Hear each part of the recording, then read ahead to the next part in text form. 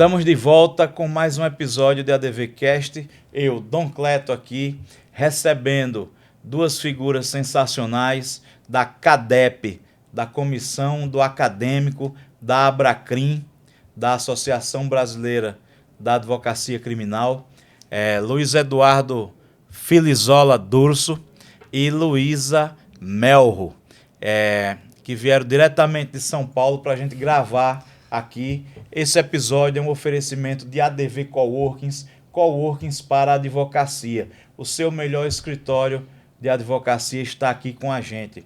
Salas privativas, salas para reuniões, estações de trabalho e o melhor de tudo, que é o networking qualificado que você faz por aqui, com advogados e advogadas de várias áreas. Esse ambiente foi feito para que você impulsione a sua carreira na advocacia. Então conheça o ADV Coworkings, siga @ADV Coworkings no Instagram. E você que está aqui com a gente hoje, já vai deixando o like nesse vídeo, deixa um comentário para a gente responder e compartilha o nosso conteúdo. Vai lá também no canal ADV Cortes, aqui também no YouTube, para conhecer mais de perto o nosso trabalho. E segue a gente no Instagram, @ADVcast. Todo dia, meio-dia e às 18 horas, tem vídeo novo no Instagram. Deixa lá aquele coraçãozinho, compartilha com o aviãozinho lá para todo mundo e deixa um comentário maroto para a gente responder, interagir com você aí. Beleza? E aí, gente? Durso, muito bem-vindo. Luísa, muito bem-vinda. Primeiro, doutor, eu gostaria de agradecer essa oportunidade de estar aqui no ADVcast. O doutor é uma referência para nós na Abracrim, né? Nós se acompanhamos já. Fico lisonjeado, todo o trabalho. E agora, sabendo um pouco mais do que é o ADV Coworking, ADVcast, toda essa estrutura que o senhor construiu, eu fico muito feliz em estar participando aqui. E já participei também anteriormente com perguntas, né? Acho isso muito legal, poder participar dos programas, perguntando para as autoridades que vêm aqui. Muito legal mesmo. Obrigado. Muito bom. Eu fico lisonjeado aí por tanta fala boa em direção aqui a gente, viu, Durso? Porque o que a gente faz é só tentar entregar algo aí para a advocacia, né? Eu também sou da Abracrim, estou como vice-presidente aqui em Alagoas e é uma associação fantástica, né? Um momento da gente aprender mais, de estar mais perto de grandes nomes da advocacia criminal brasileira, né? Como o Durso, teu pai, os outros Durso lá, teus irmãos, né? E você chegando aí agora, né? Que está concluindo aí a tua caminhada acadêmica, junto com a Luísa. Luísa, muito bem-vinda. Fico feliz que você também esteja na Abracrim, né? A força da mulher e a juventude também são importantíssimas nessa caminhada, né? Você carrega as duas coisas, né? Então você que é acadêmica, entra em contato com a CADEP da Abracrim, você que é acadêmico, procura engajar para você construir já uma estrada para o teu futuro na advocacia. Você vai ver que é sensacional fazer parte de uma associação nacional e com os grandes nomes que tem a Abracrim. Você jovem, participe, né? Procura o pessoal da CADEP. E vou lhe dizer que isso tudo é novo, Cleto. Foi há 2 anos atrás, vai completar aí o 3º ano no final desse ano, em dezembro, dia 22 de dezembro, a Dr. Scheiner marcou a reunião, nosso presidente nacional, né? Grande presidente Scheiner. Um abraço, inclusive, ao Dr. Scheiner. Estivemos com ele, só fazer esse parênteses, estivemos com ele no EBAC agora, um belíssimo evento também, convidando o pessoal para o próximo ano do EBAC. E fundou, então, dia 22 de dezembro, a Comissão do Acadêmico e Estágio Profissional. E aí vem o nome do professor Oswaldo Serrão, que acredito que o doutor o conhecia. Infelizmente, devido à pandemia e à Covid, ele veio a falecer, mas foi uma das lideranças máximas da nossa Abracrim, um dos nossos fundadores, e a comissão leva o nome do professor para homenageá-lo. E então, formada a comissão, juntou acadêmicos de todo o Brasil, para realizar alguns trabalhos. E hoje nós temos a divisão estadual, então em cada estado que denominamos como regional, tem a sua CADEP, que é a sigla, e cada um faz hoje, seus presidentes faz o seu trabalho, reuniões com os acadêmicos, os jovens, faz debate, leitura, indicação de livro, uma série de eventos aí para ajudar a dar esse suporte ao acadêmico. E a Luísa, felizmente, aceitou meu convite para estar lá em São Paulo, também na CADEP SP, realizando um excelente trabalho e agora, em decorrência desse trabalho dela, assumindo a presidência da CADEP São Paulo. Muito bem aí. Luísa. Quero, agradecer pelo convite, de estar aqui, da gente ter esse bate-papo, com certeza vai ser muito bom. E ao Luiz também, por essa oportunidade, gigantesca aí de estar assumindo a presidência da CADEP do Estado de São Paulo. E agora vamos para cima, A gente vai fazer muitos eventos, muito co-work, isso eu acho muito importante dos eventos, a gente conversar um com o outro, que a gente aprende cada vez mais, conversando assim. Essa troca de experiências é fundamental, porque cada acadêmico, cada acadêmica tem uma realidade, E a gente quando trata do direito, ou seja, de acadêmicos e acadêmicas de direito, a gente se preocupa muito com o futuro, Porque vamos dizer que hoje o Brasil tem o maior número de advogados do planeta, E isso é preocupante? Mas calma, nós também temos, por exemplo, o maior réu do planeta, que é o INSS, nas demandas previdenciárias. Então, tudo que envolve o sistema de justiça no Brasil, ele é mega, Então, tem espaço no mercado? Tem, mas a gente precisa saber se construir. E um dos momentos de fazer essa construção é justamente enquanto a gente é acadêmico e aproveitar esse networking, como falou a Luísa, dos eventos, de estar com os colegas, com as colegas, porque essa turma que está reunida hoje, enquanto acadêmicos, serão os profissionais do amanhã. Amanhã vocês vão estar fazendo negócio juntos. Exatamente. Não é, Luísa? Inclusive, eu e o Luiz Eduardo somos um grande exemplo disso. No começo da faculdade, em 2018, eu fui para um evento lá no Mackenzie, uma palestra, em que o pai dele estava dando uma palestra, e eu estava sentada com um amigo da minha sala, e ele era amigo desse meu amigo. E a gente começou a conversar, e ele falou que o pai dele estava lá para dar uma palestra, e ele falou que estava fazendo administração. A época eu fazia administração na GV, doutor. Ué, você não vai seguir? Ele falou, eu tô pensando. Aí depois ele me mandou mensagem falando, que tinha mudado. Aí eu falei, nossa, tô feliz. Mas assim, se você tava fazendo administração e tava feliz, isso que importa. Eu acho que a gente tem que fazer o que a gente gosta, porque aí a gente vai fazer bem feito.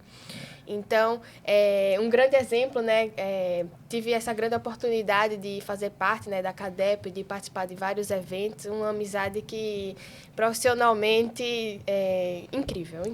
Se me permite, essa é uma parte da minha vida que eu gosto de comentar. É importante. Essa escolha de curso, que eu tinha muita dificuldade. Vou contar brevemente a história, só como é que eu fui parar na administração e depois no curso de Direito, Eu estava no ensino médio, terceiro ano do ensino médio, já finalizando, e aquela história, vamos preparar, vai fazer o Enem, vai fazer o vestibular, e meu pai chegou para mim e falou, e aí, filho, você vai, qual curso você vai escolher? Eu não sabia, doutor, eu não sabia o que responder, eu falei, eu acho que o teu pai já meio que esperava uma resposta, direito, já pai, esperando. E eu falei, sinceramente, não sei. E foi aí aquela história de acompanhar evento, o Mackenzie. Eu estudei no colégio do Mackenzie. E ele foi excelente na minha escolha, também na minha formação para escolher a faculdade. Tiveram várias palestras para você entender curso. Eu fui numa palestra de profissionais já formados que falavam da experiência na graduação. E tinha um militar, me recordo até hoje, era um militar fardado, e ele falava, eu escolhi um curso, não gostei, fiz 2, 3 anos do curso, não me adaptei, saí, fui para a carreira militar, E aí toda aquela história, eu nem sabia o que fazer. Fiz uma série de testes profissionais, aqueles online, fiz com profissional mesmo, ia toda semana lá. E aí o resultado final deu lá. Primeira opção, administração. Segunda opção, direito. E terceira opção, engenharia mecatrônica. Nada com nada, assim, 3 opções totalmente diversas. E tá bom, primeira opção deu administração, vou seguir. Me inscrevi no vestibular do Mackenzie, entrei e passei lá no Mackenzie. E comecei o curso de administração. Um curso que até então eu estava satisfeito, nada me incomodava, mas eu tinha aquela ânsia de querer fazer mais. Eu falei, se eu vou inovar na família, né, com 3 irmãos advogados, meu pai advogado, meu tio advogado, meu avô foi advogado que fundou o escritório, todos trabalhando junto, eu falei, se eu for fazer administração, eu tenho que ser um bom profissional, porque eu vou começar do zero. Eu não estou satisfeito aqui no Mackenzie, eu quero fazer a melhor faculdade de administração, que, segundo pesquisa, né, todos os estudos, é a GV. Tá bom. Entrei no cursinho, prestei o vestibular da GV, não passei. Entrei no cursinho, passou um semestre fazendo o cursinho e administração no Mackenzie, eu fazia o cursinho de manhã e de noite, de manhã e de tarde, e de noite eu fazia o curso de administração no Mackenzie. Ou seja, meu dia era só estudar. Passou um semestre assim, difícil, um semestre muito difícil particularmente. Prestei o vestibular da GV e passei. Aí eu entrei, foi uma satisfação imensa, doutor, uma alegria. Fui lá no trote, cortei o cabelo, falei, agora, entrei na faculdade, agora vai. Passou 3 meses, eu olhava, tava lá, chegava na faculdade e falava, o que eu tô fazendo aqui? Os professores, eu não gostava da aula, os colegas, eu não me dava bem com os colegas, o ambiente, eu entrei na turma noturna, e era a segunda turma, eles tinham reaberto o curso de administração noturno lá na GV. Era a segunda turma, a faculdade vazia. Parecia só as moscas, sabe? Aquilo lá. Eu falava, não é isso, eu saí do Mackenzie onde tinha vida. Qualquer horário que eu chego hoje no Mackenzie, eu encontro meus colegas, pode ser de manhã, de tarde, de noite. Eu tenho essa convivência, os professores são muito receptivos, as aulas são muito boas. Fazendo uma propaganda grande aqui do Mackenzie. Mackenzie, patrocina. Compra uma mídia, patrocina a gente. Então, melhor faculdade de Direito de São Paulo, administração. O que mais tem no Mackenzie? Tem o direito, o curso de direito agora, administração, o que mais? Administração, nutrição, tem Nutrição, tudo, uma tudo série. no Mackenzie. Só não tem medicina. Pô, mas vai ter. Em São Paulo não tem, mas em outros do Mackenzie tem. Tudo bem, Mackenzie. Mas para terminar a história pra aqui, vocês. doutor, para não me prolongar muito, comecei, falei, não quero mais o curso de administração, eu falei, vou voltar, sair da GV, vou voltar para o Mackenzie em ADM. Eu pensei, não, calma, vou voltar em ADM para o Mackenzie, eu vou cair na mesma situação que eu estava, né? Falei, não, vou fazer o curso de Direito. E aí eu resolvi. Cheguei pro meu pai, acho que é um dos dias mais felizes da vida dele. Falei, pai, não quero mais fazer administração. E ele ainda tentou me convencer, falou, não, por que, filho? Você se esforçou tanto, a gente acompanhou um semestre aí de tanto estudo para entrar na GV, para conseguir. Falei, pai, não é o que eu quero fazer Direito. E aí fui pro Direito, comecei a cursar. Aí, Durso, você tá vendo que o fruto não cai longe do pé. Né? Mas é uma história que eu quis contar aqui para deixar o recado para o pessoal que está assistindo a gente, que nunca é tarde para recomeçar, para você identificar aquilo que você gosta. Então, se você não está feliz, se você não está contente com aquele curso que você está fazendo, ou com a profissão, qualquer coisa que você estivesse fazendo e não está satisfeito com aquilo não está lhe fazendo bem, sempre há tempo para recomeçar, para você parar, refletir sobre aquilo. Então, foi um importante passo na minha vida, de tomar essa decisão de ir para o curso do Direito. E você, hein, Luísa, como é que foi essa escolha aí pelo Direito? Bom, meu pai é advogado e meu irmão também. Hoje em dia o meu pai não exerce, mas o meu irmão exerce. Grande Adilson Mel, um abraço para você, meu irmão. Mas eles me deixaram bem à vontade, né, para fazer o que eu quisesse. Primeiro, quando eu estava no 9º ano, eu queria fazer moda. Eu queria ir para Milão, fazer moda, aquela coisa toda. Depois eu decidi fazer arquitetura. E eu fiz o vestibular quando eu estava no 2º ano aqui em Maceió. Eu passei, né, na UNIT e no SESMAC. Aí minha mãe falou, você quer começar? Aí eu falei, não, mãe, não vou começar. Ela deixou bem à vontade, né? Disse, eu ainda tinha 14 anos, porque eu sou 1 ano mais nova ainda do que a turma que eu tava. Eu falei, quero aproveitar a escola, o 3º ano. Vamos com calma. Aí, quando eu terminei, eu falei, não quero morar em Maceió. Eu quero ir para fora, eu quero conhecer gente nova, eu quero amadurecer, quero evoluir, quero ir para São Paulo.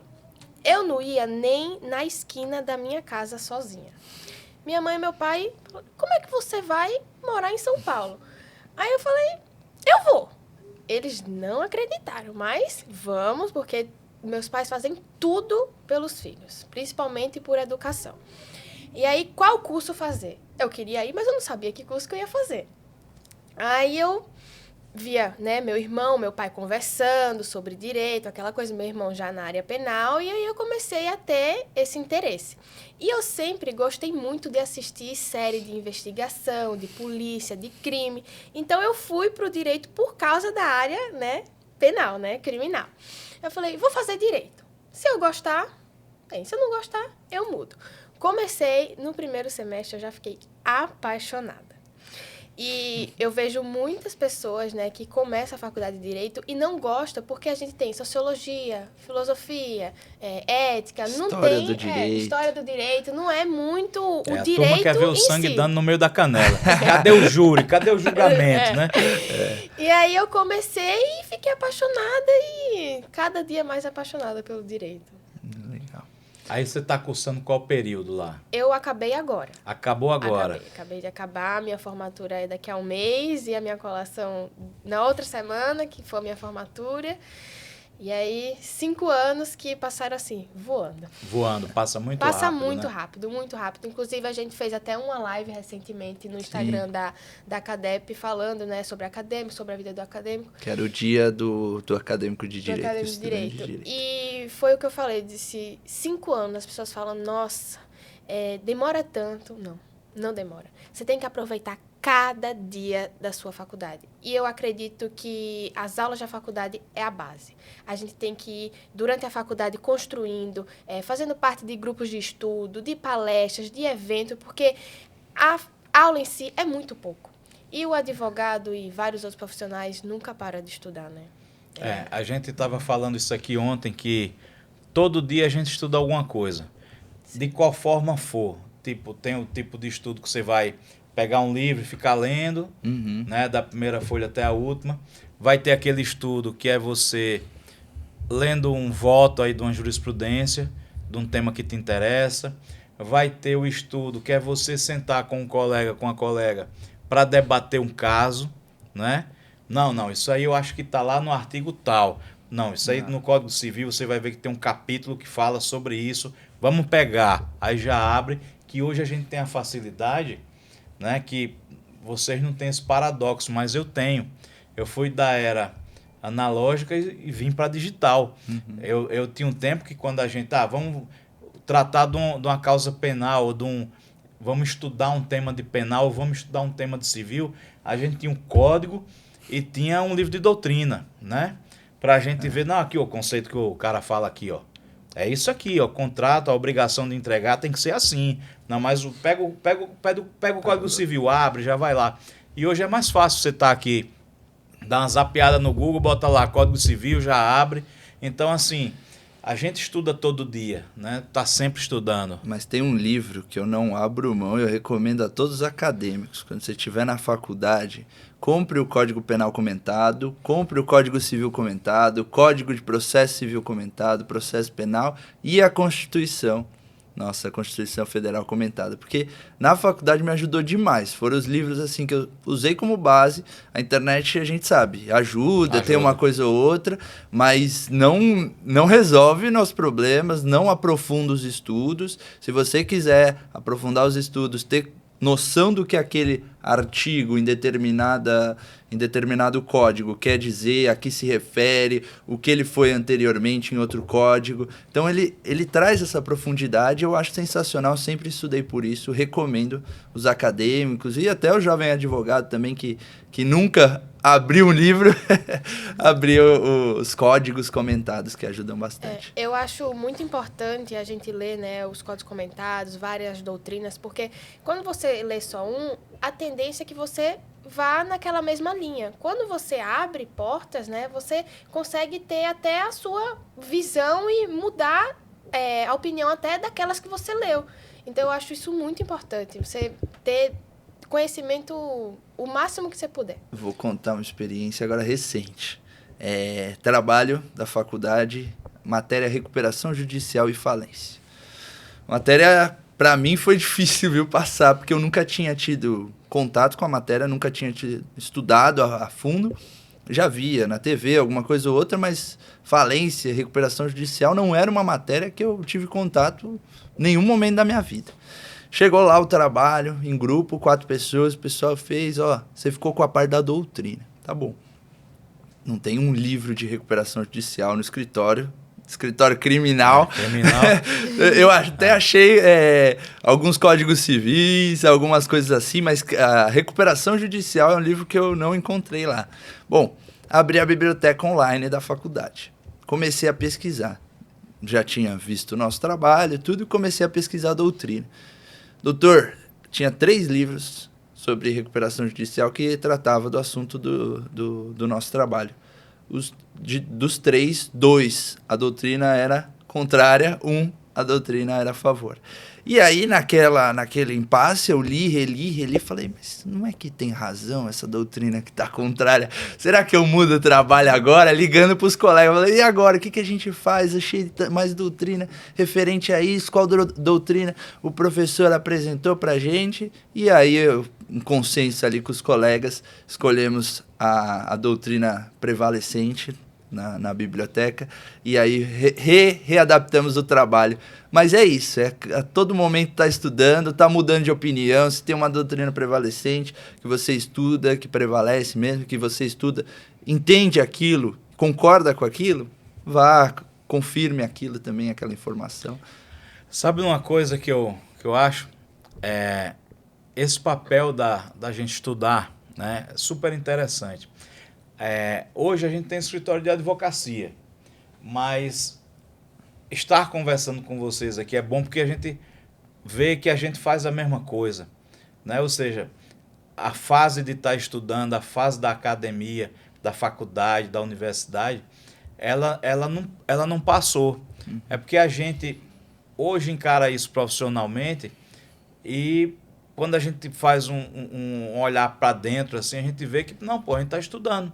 O escritório de advocacia nada mais é do que um laboratório, sabe? Tipo assim, chega o cliente com determinada dor, um determinado problema jurídico. Você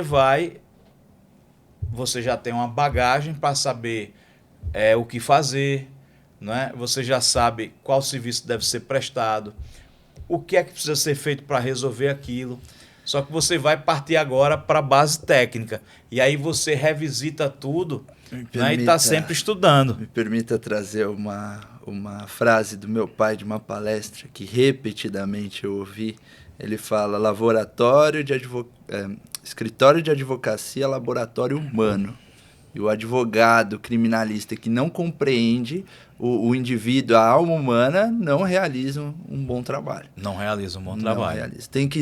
Você tem que compreender, tem que entender o outro como indivíduo, como colega, como um ser humano que tem sua liberdade, seus direitos, tudo a ser assegurados, né, guardados, e defender ali aquilo. Mas ele falou exatamente isso. Advogado e advogada que não tem sensibilidade, que não conhece a natureza humana, não pode advogar.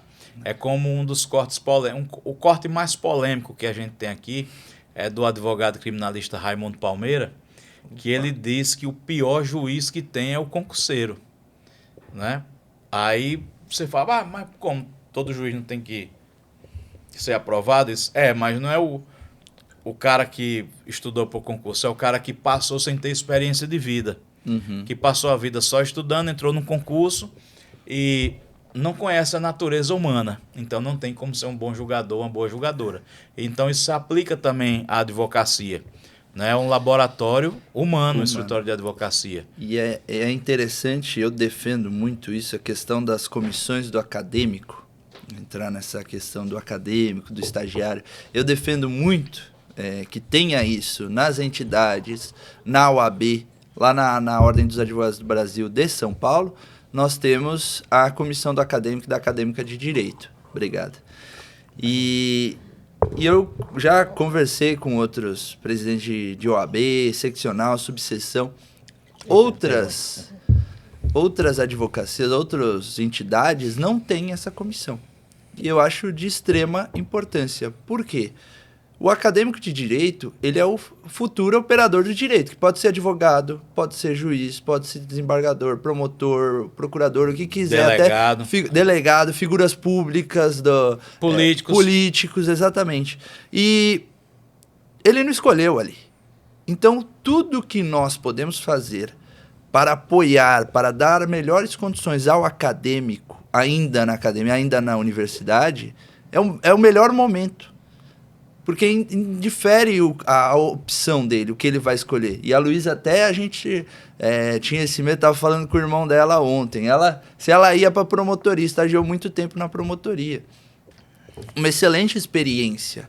Mas se ela for promotora, se quiser ser promotora, é uma outra linha de pensamento do advogado. Né? Então, a comissão, insisto, que é importante as instituições terem a comissão do acadêmico para preparar o acadêmico que for para o que ele quiser ser. E aí nós teremos o juiz concurseiro, né, que sentou lá, ficou só no quarto dele estudando para passar em concurso, com uma experiência boa na academia, na universidade, que vai dar melhor condição para ele ser um juiz melhor. Isso. Eu acho que as entidades... E super interessante isso que você falou agora, que a OAB tem isso, né, mas outras áreas do saber não tem, além da advocacia. E é a gente entregar para o acadêmico, para a acadêmica, as experiências, né? Ele saber não só como funciona o sistema de justiça de modo, vamos dizer, operacional, mas ver o lado humano das coisas, né? Ver o drama, por exemplo. Ô, doutora, você precisa ver como é o sistema carcerário, né? Você precisa ver como é o judiciário, como é o quantitativo de processos. Então, se você for advogada, tente fazer no seu escritório, na sua profissão, o diálogo, o primeiro meio de solução das coisas. Procure resolver primeiro conversando, né? Quando dá. Ontem mesmo a gente chamou aqui um pessoal que tem um contrato com a entidade aí super polêmico, contratar, as partes brigando. A gente chamou aqui, o cara veio meio armado. Falei, não, cara, a gente veio conversar comercialmente, que é o que resolve. Esqueça direito, esqueça justiça, esqueça... Eu quero saber como é que fica bom para você esse contrato.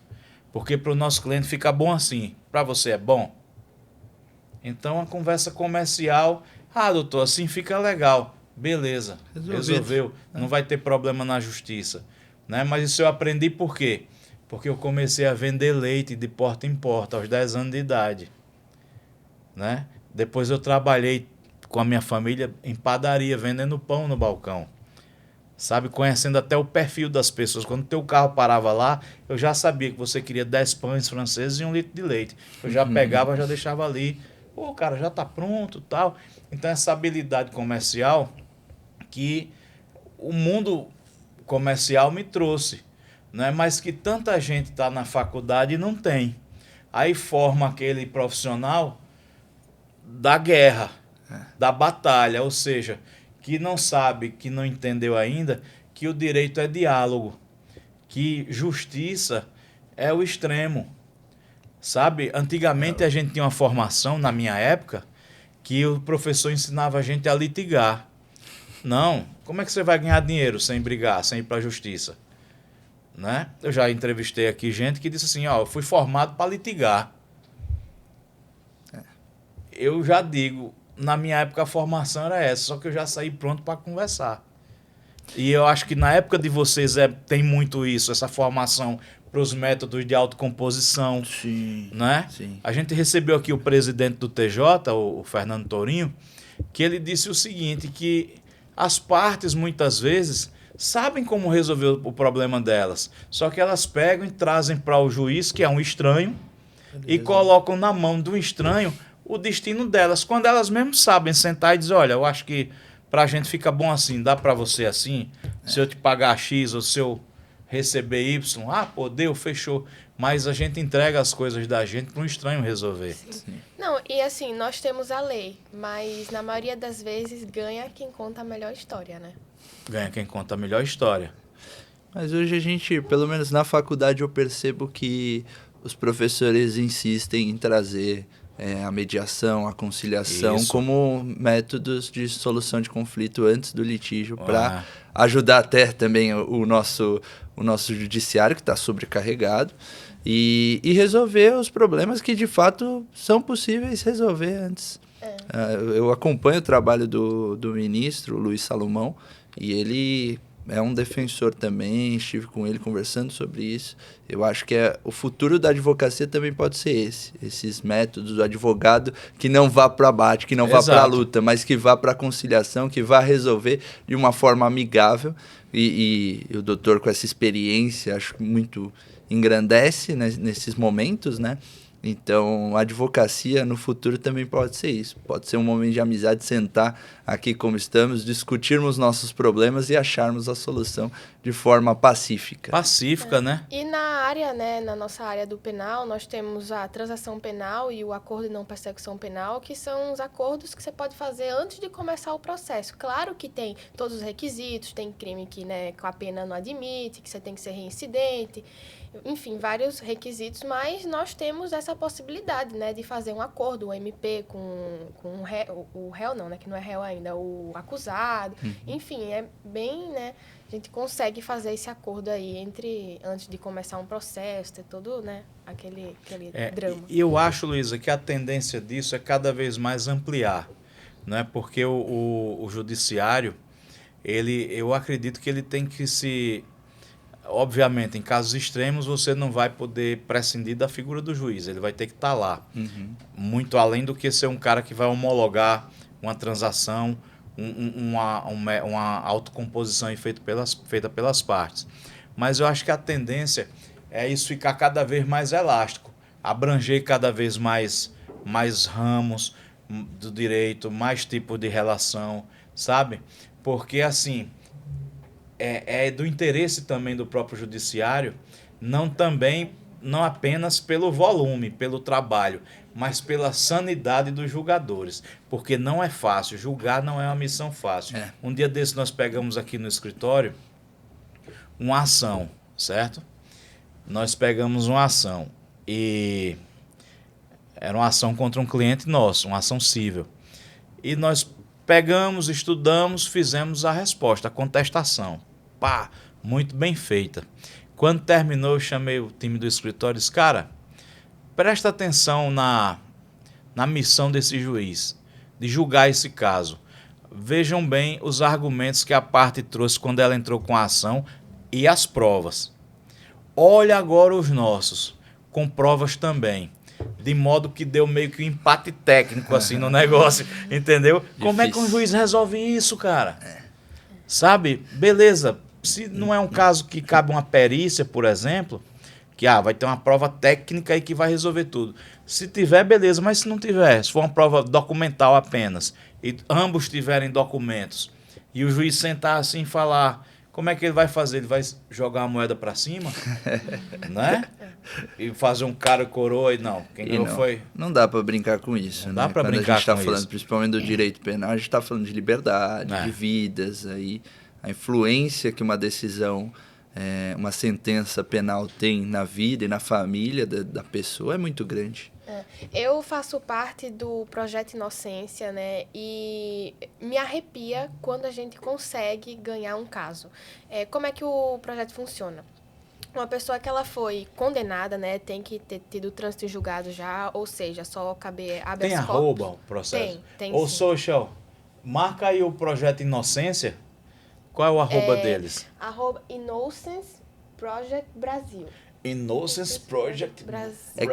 É um projeto, só pra esclarecer, é um projeto que veio de fora. De fora. Ele é da Europa, né? E ele veio para o Brasil recentemente e tem uma parceria até com a GV, Com a FGV. o curso de Direito da GV, e coloca os alunos lá para exatamente fazer esse trabalho de defender quem já foi condenado. Eu vou deixar a Luísa explicar, que Então, ela sabe melhor que eu. Marca esse Innocence Project Brasil, marca Abracrim, Marca CADEP, Nacional, marca CADEP, São Paulo e Nacional São Paulo também. e Nacional, marca Abracrim Jovem, marca Abracrim Mulher, marca Abracrim AL, marca o Durso também, marca a Luísa, marca o Durso, marca o pai do Durso, para ele ficar orgulhoso. Tá vendo aí, Durso? É Luiz com Z, Flávio. Durso, Luiz Flávio Durso. O cara foi presidente da OAB São Paulo por 3 mandatos. Sabe, uma 9 figura anos. super querida na advocacia brasileira. Um dia, espero, esteja ele aqui também conosco. Opa, vou levar esse convite a ele pessoalmente Ô, para meu trazer. irmão, leve um pedacinho do coração da gente pra ele. Pode deixar. Dessa terra boa, né? Dessa Vou terra voltar boa. para São Paulo com vontade, quero mais para Aqui é bom. trazê-lo também e vir Traga. com ele. Venha Porque com trazendo ele, eu tenho mais um motivo para vir. A sua família é uma família tradicional na advocacia e não apenas de tradição, mas de trabalho, né? Sim. Mas pode voltar, Luiz. Tá Eu vou aí, só uma é. pausa pra social, porque ela tá fazendo uns Até. stories massa ali, pra poder circular, sim, né? Pra essa claro. turma também ver que vocês estão atuando aqui, né? Tem Bom, que marcar o Mackenzie também pela propaganda que a gente Mackenzie, fez. pô, marca o Mackenzie. Propaganda. Bom, já tem que ter acabado todas as possibilidades de recurso, ou seja, só conseguir impetrar o habeas corpus ou apresentar revisão criminal.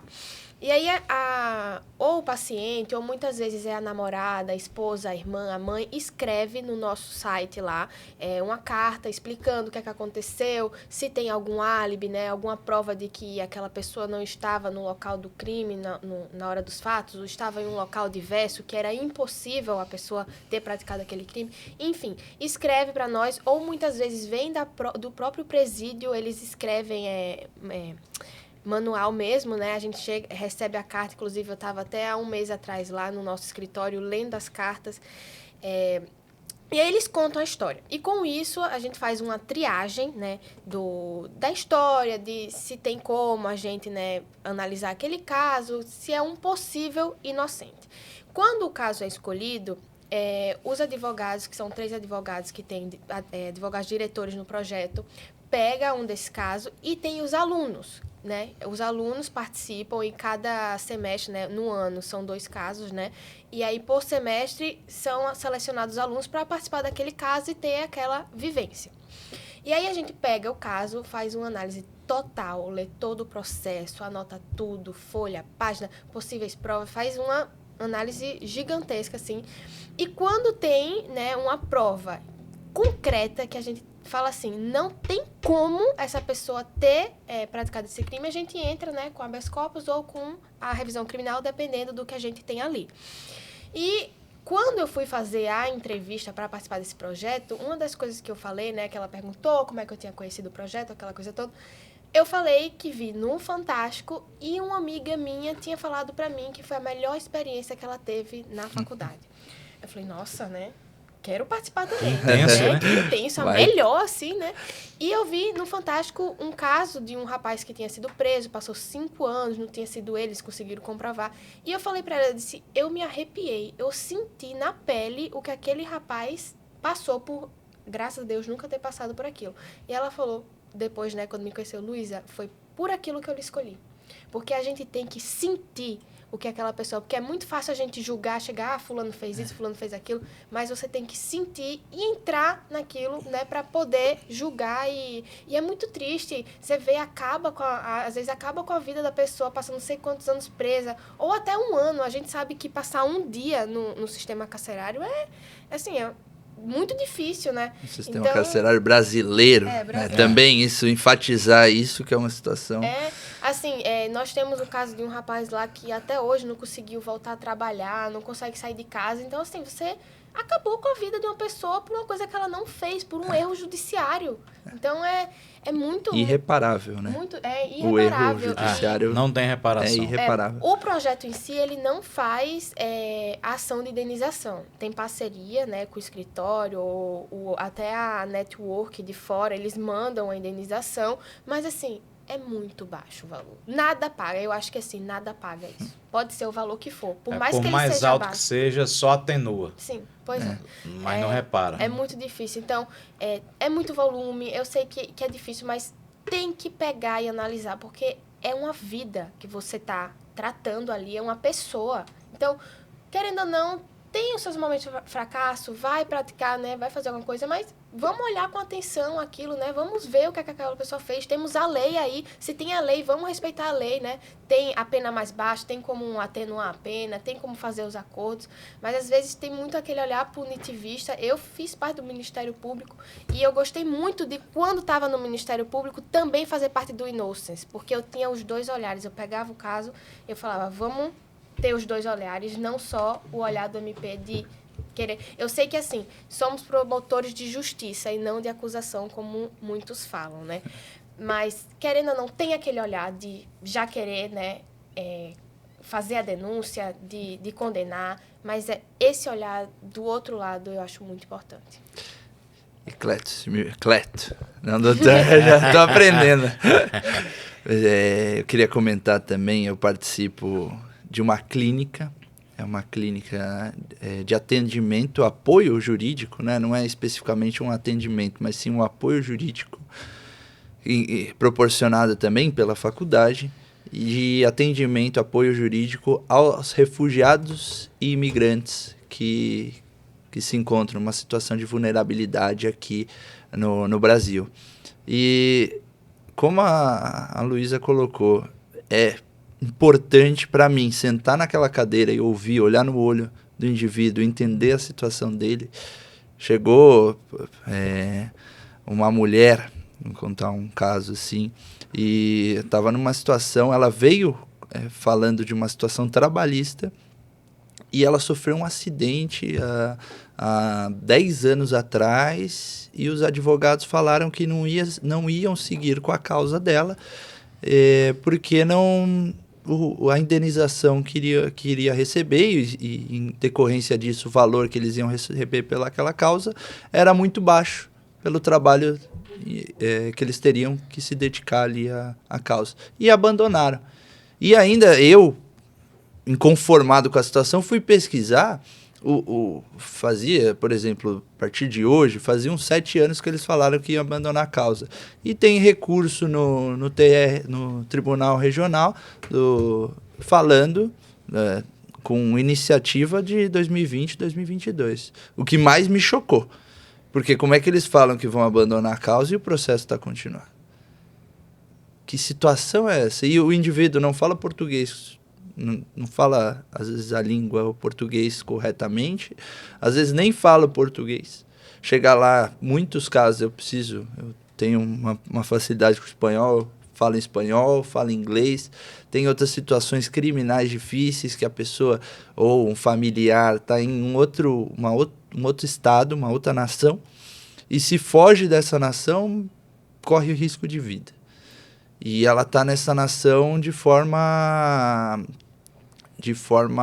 ilegal, né?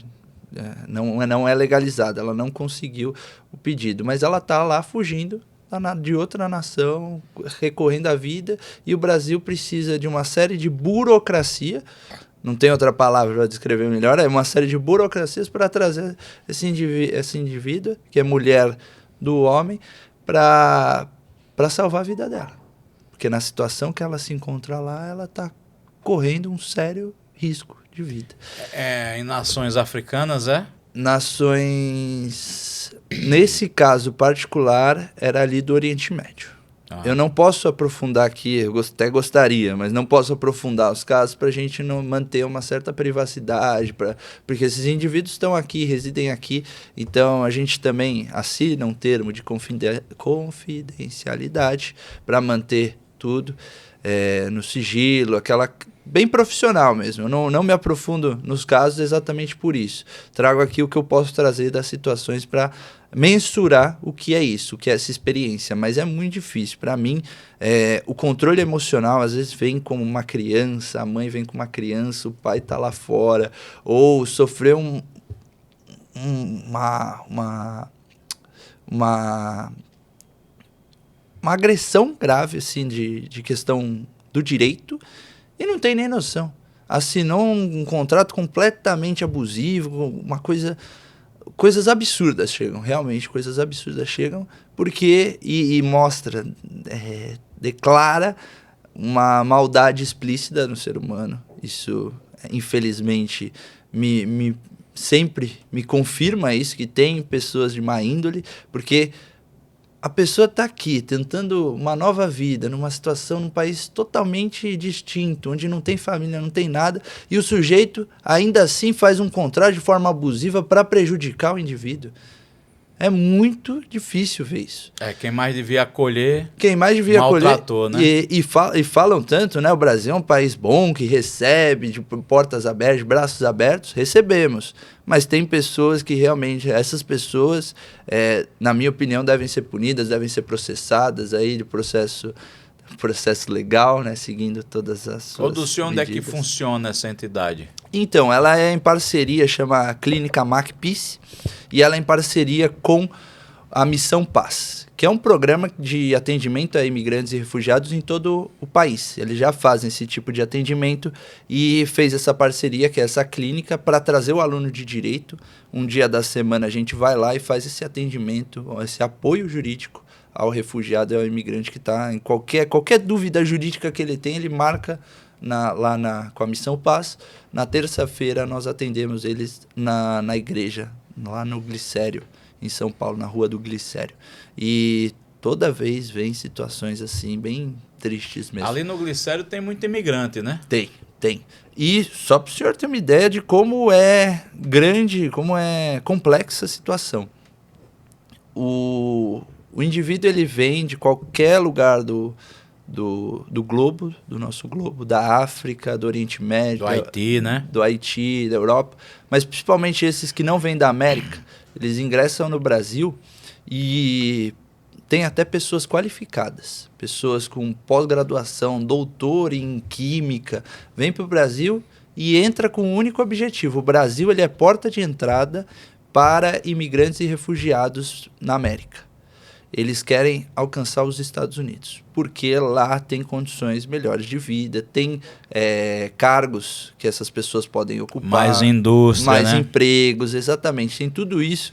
Então, e aí vem o outro indivíduo de má índole fazer de forma ilegal esse caminho lá que eles têm uma série de dificuldades, passa pelo meio de fronteira ilegal, um monte de situação assim, e atravessa a fronteira, cobra às vezes um valor absurdo, $5.000 do sujeito que não tem nem 1.000 para pagar as contas para viver aqui, para comer.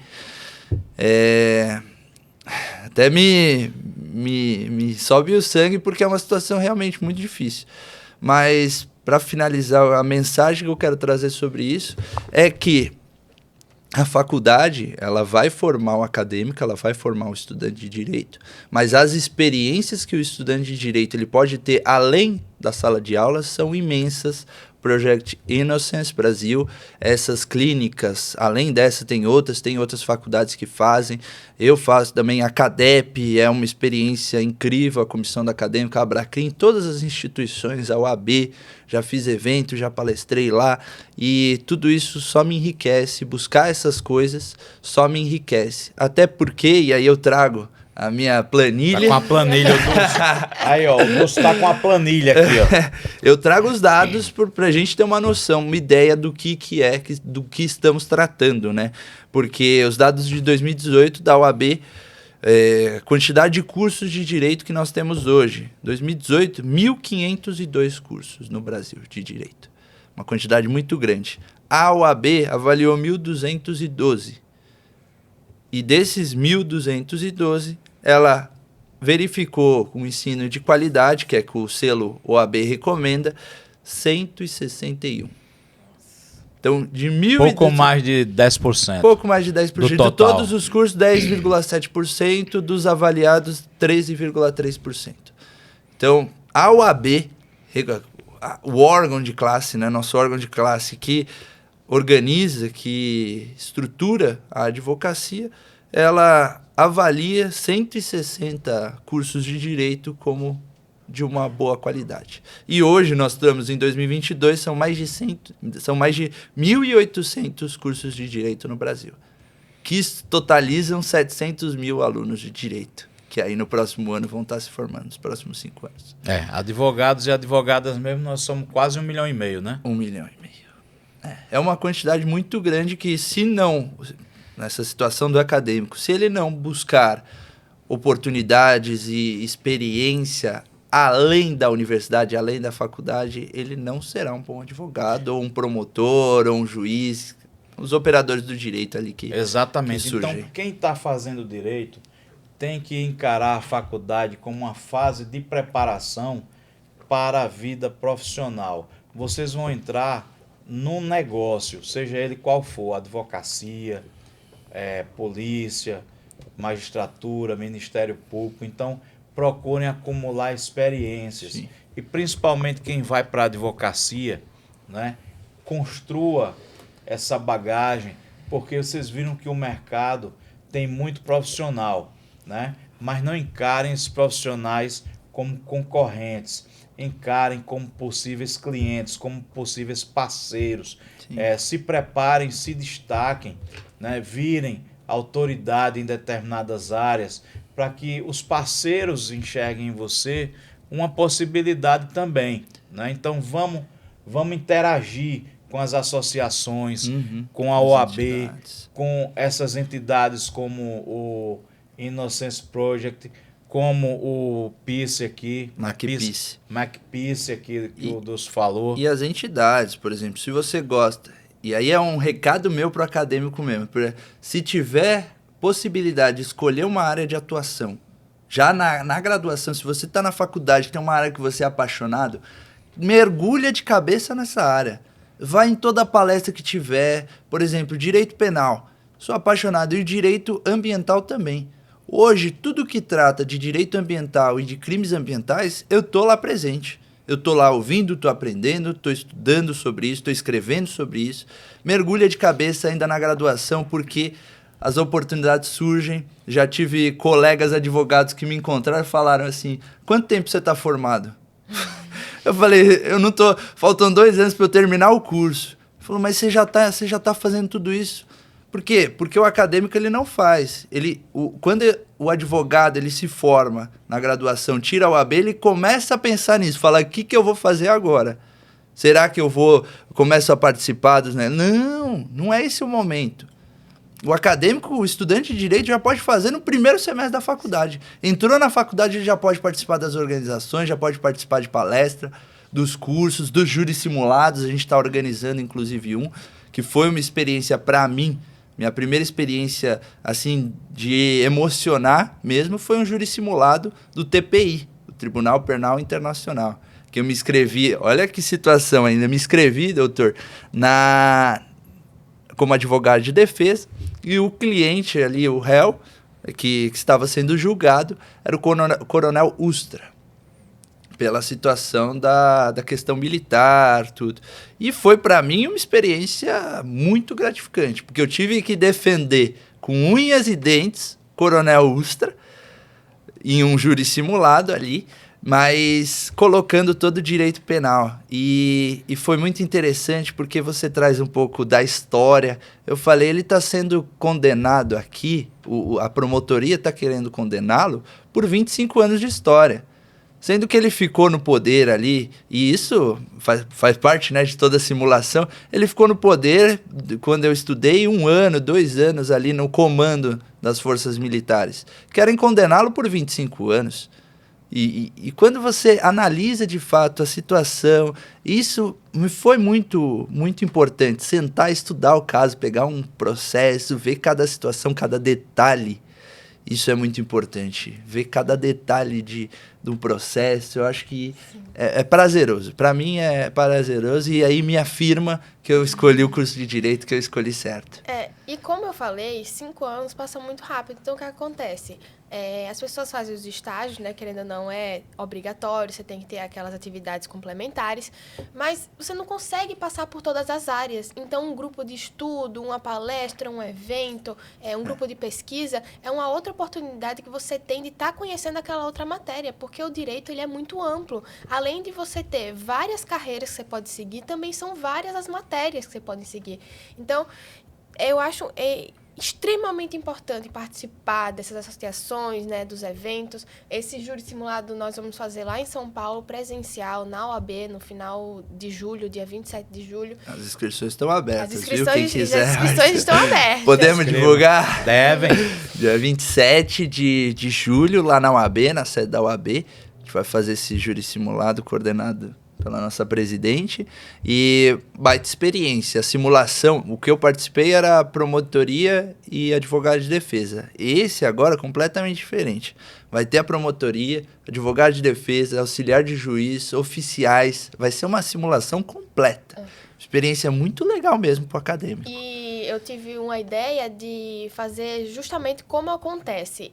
A plateia vai ser sorteada na hora para julgar o caso, para formar o conselho de sentença. Quando for fazer a inscrição, né, para ir assistir, essa pessoa vai informar se tem interesse ou não em ser jurado. Nós vamos pegar a lista no dia, fazer um sorteio, aí o indivíduo vai se levantar e a defesa vai dizer se aceita ou não, né, se dispensa ou se aceita. A promotoria também. Então, eu vou... Porque, assim, como eu estagiei no Ministério Público, no Tribunal do Júri, todos os dias eu estava ali, né, tendo aquela experiência. Então, eu quero fazer que seja o mais verídico possível. Aquela experiência ali de quem estiver lá, tanto assistindo como participando, e que veja realmente como acontece.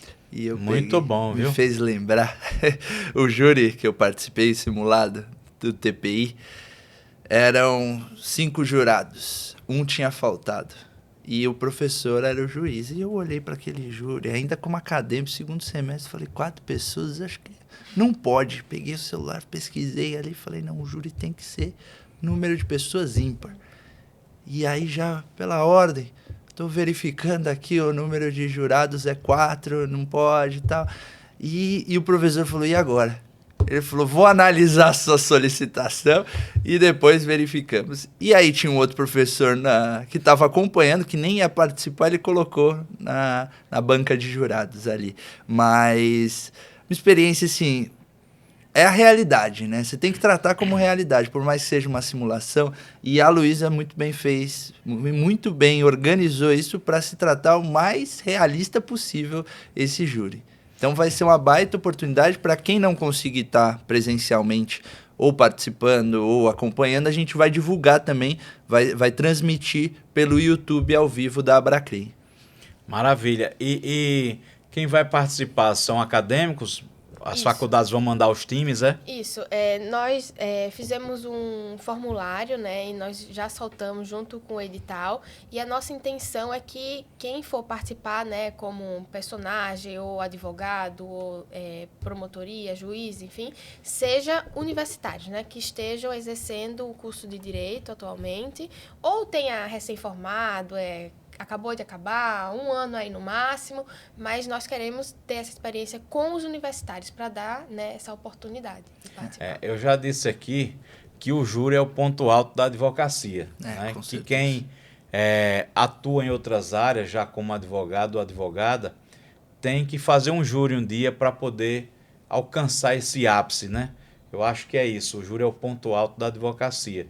E a experiência para o acadêmico, para a acadêmica, participar de um julgamento simulado como esse vai engrossar o teu couro, sabe? Uhum. Você vai sentir a emoção do júri, né?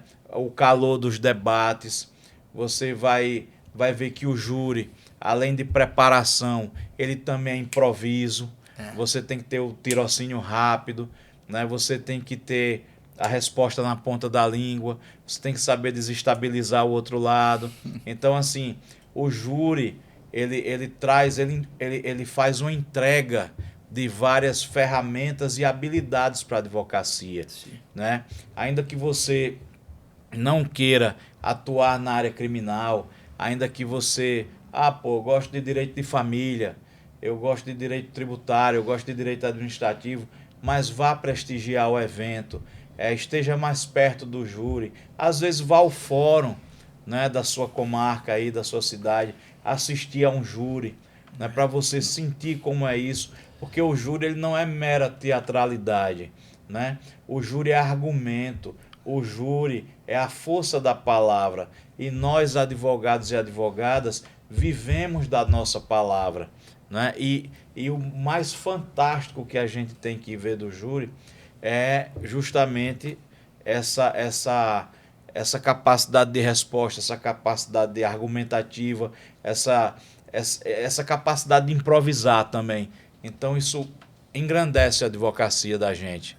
É uma experiência muito boa e que eu já participei dos dois lados, viu? Recomendo ao pessoal participar tanto como advogado de defesa como promotor, porque são visões distintas. Quando eu comecei a estudar o caso no júri simulado da promotoria, eu já vou defender por esse... Aí eu, peraí, como assim defender? Eu estou acusando o indivíduo, preciso pegar os indícios aqui, né, de autoria e tal, dele, o que ele usou, a faca.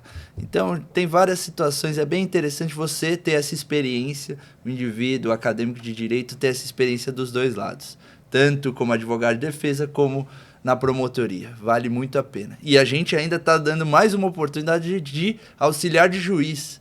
Para quê? Para ter a experiência também na magistratura, como presidir um júri, né? Porque o juiz ali, ele só preside, a figura só para presidir, organizar, digamos assim, né, a questão do júri.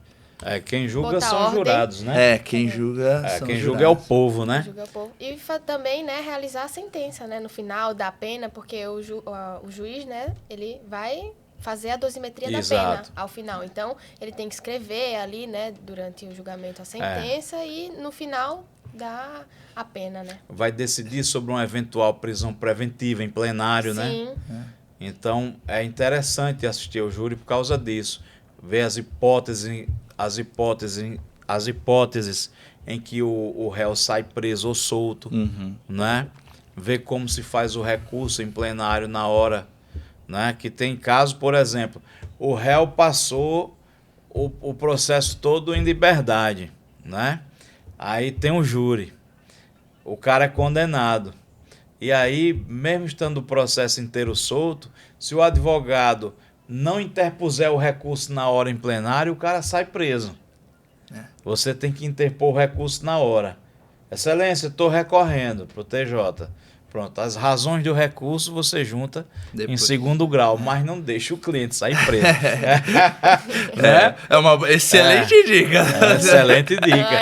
Ai, uma vez eu fui contratado para fazer um habeas corpus, para impetrar um habeas corpus, num caso em que o sujeito passou anos, o processo acho que tramitou 10, 15 anos, e o sujeito foi a julgamento em liberdade, foi condenado, mas saiu preso. E aí me ligaram, eu analisei o caso e disse, o advogado não interpôs recurso na hora. Né? Porque o recurso você interpõe oralmente mesmo. Estou recorrendo da sentença. A defesa já está recorrendo. E vou juntar as razões no tribunal.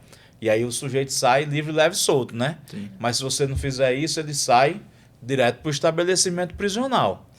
Né? Então, e aí também dificulta o trabalho, porque depois você vai ter que entrar com o HC, pedir estrutura, né?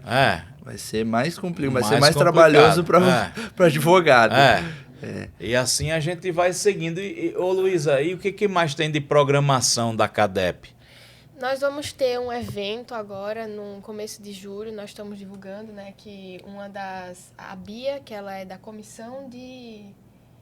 A Beatriz Moreira, ela é diretora lá da comissão e ela está organizando um evento sobre direito penal médico, os crimes que podem acontecer envolvendo funcionários, né, da profissão da medicina. E falarão para nós um médico e um advogado e médico. Ele é formado nas duas graduações. Eles trarão um pouco das situações que os casos que podem acontecer, como advogar nesses casos. A gente sempre tenta trazer essa interdisciplinariedade. O direito penal com o direito ambiental, o direito médico, o direito tributário nós fizemos. Então, essa conexão com as outras matérias. Esse evento ele vai ser online ou presencial? Vai ser online. Nós estamos com a programação de ter 2 eventos por mês, a cada 15 dias, realizar um evento. E quando dá, a gente faz presencial lá na OAB, mas também, quando não dá, a gente transmite online, porque às vezes os palestrantes não são de São Paulo, né, tá em outra cidade, e aí também, né, a deslocação, enfim. Mas nós estamos tentando ao máximo fazer presencial por causa do network, né? Tá ali, conversar, não ser só aquele evento de palestra, tá falando, você conversar com outra pessoa, né? Tirar um pouco do conhecimento ali, conhecer, né? Gente, conhecer, né, Luísa? Gente, isso é muito importante. E esse evento aí que vai ser do direito médico, ele vai ser para todo o país, vai ser aberto? Sim, para todo o Massa, país. Nós vamos divulgar o folder tá ficando pronto, né? Tá em preparação, a gente já vai divulgar nas nossas redes sociais, a Abracrim também divulga. Quando ficar pronto, manda para mim que eu divulgo aqui também. Pronto. E posterior todos os eventos, nós da comissão, né, da diretoria, fazemos uma reunião para ter um feedback ali de todos, para, né, o que é que foi bom, o que é que não foi bom, o que é que a gente pode melhorar, Então a gente está sempre em comunicação para melhorar cada vez mais, porque a gente tem que sempre acertar, mas eu também acho que a gente tem que errar, porque a gente às vezes acaba aprendendo mais com os erros. Você aprende errando também. E eu tô assumindo agora, né, a presidência dessa comissão em âmbito nacional. E a Luísa é em São Paulo, lá no estado de São Paulo. E eu queria fazer um convite aos acadêmicos que venham à CADEP, que a gente está de braços abertos ali receber. Esses eventos, esses encontros, reuniões, tudo que nós fazemos é feito por nós e para nós. Então eu quero convidar o acadêmico que tem interesse no direito penal ou não, porque a comissão ela oportuniza networking, oportuniza conhecimentos de diversas áreas. Então, mesmo que você não tenha tanto interesse em atuar na área penal, você tem um networking com colegas da área penal, você tem um aprendizado da área penal importante para até outras matérias, e é nessa ideia que nós trouxermos a conectividade com as outras áreas do direito. Então, como eu já citei, o direito tributário, o direito civil, tudo isso, e fazer essa conexão. Então, venham acadêmicos, não importa a área, venham participar da CADEP. Nós temos a CADEP nacional, contemplando aí todo o território nacional, e as estaduais em todos os estados. Para entrar em contato com a gente, nas redes sociais mesmo da CADEP. Procurar Sabe CADEP. Uma coisa interessante, essa interdisciplinariedade aí do direito penal com as outras ramos do direito? Uma coisa que a gente vê acontecendo muito, tem muito... no mundo dos fatos tem muito volume dessa matéria, que é a questão da violência doméstica, né? Onde aí o direito penal também vai incidir junto com o direito de família, porque as questões criminais, elas vão repercutir no âmbito familiar, né? Às vezes no afastamento do agressor do lar, né? Do afastamento do convívio até com os filhos, né? Até a suspensão provisória de visitação dos filhos. Uma alienação, né? Parental, né? Então, assim, talvez seja super interessante, até por essa questão também da participação feminina que a gente está vendo muito hoje, Luísa, advogadas mulheres se especializando em advocacia para mulheres, né? Então é interessante fazer também essa fusão aí, né? Minha irmã é um desses casos. Ela é advogada... Adriana. Ela é advogada criminalista atuando em defesa da mulher. Isso é muito interessante. E ocorre muita violência psicológica, né? A mulher, quando ela está sofrendo a violência psicológica, infelizmente, ela muitas vezes não percebe que aquilo está ocorrendo com ela, e é um crime, né? É um crime. Sim. Às vezes acho que é só porque, ele não tá me batendo, não, ele não tá fazendo isso, não tá me xingando. Mas, tá aqui, no ouvido, na conversa. Então, é muito importante ter um acompanhamento disso aí, porque, infelizmente, hoje em dia, o índice, né, é altíssimo. Às vezes, quando não leva a violência praticada pelo companheiro, pelo marido, às vezes existe uma autolesão, né? A mulher que não consegue sair da gaiola e ela se corta, ela se mutila. Sim. Às vezes tira a própria vida. Lá no júri, a maioria dos feminicídios que a gente pega lá, o agressor, ele chega lá, ele fala que a mulher era ciumenta, bota a culpa na mulher toda. É porque ela faz isso comigo, porque isso, aquilo. Ele nunca faz nada, né? Infelizmente, são pouquíssimos os casos que nós temos a mulher lá, né, como vítima para depor. E na maioria das vezes, quando a vítima está lá para depor, a pena que o agressor pega é muito alta. Muito alta. Muito alta. Eu costumo dizer que um dos júris mais difíceis de se fazer é o júri de vítima viva. Né? Um júri de tentativa é terrível, porque a vítima, a gente viu aqui de um cara já de idade, a vítima era um sujeito já de idade, que ele era fortão, tinha 60 anos já, mas vivia malhando, tal, fazendo trekking, tudo. E aí ele tomou uma série de disparos aqui na região abdominal. E ele terminou dando uma definhada, ficando de bengala. Nossa. E tal. Então aquele cara prestando aquele depoimento, a entrada dele, Durso, em plenário, já tem uma espécie de simbologia, uma mensagem, sabe? Muito forte, né? Muito forte. Sabe? E quando ele senta, que narra o que aconteceu, cara, você tá assistindo aquilo na plateia, você fala, o acusado aqui, meu irmão. A emoção, né? E é aí que quem tá julgando sente a dor do outro. Isso.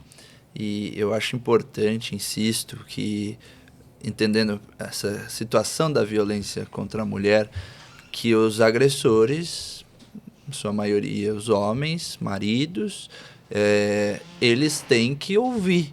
Então, hoje, esses eventos que são feitos, tudo, a maioria que tem que estar lá ouvindo sobre agressão contra a mulher é o homem, porque ele é o agressor.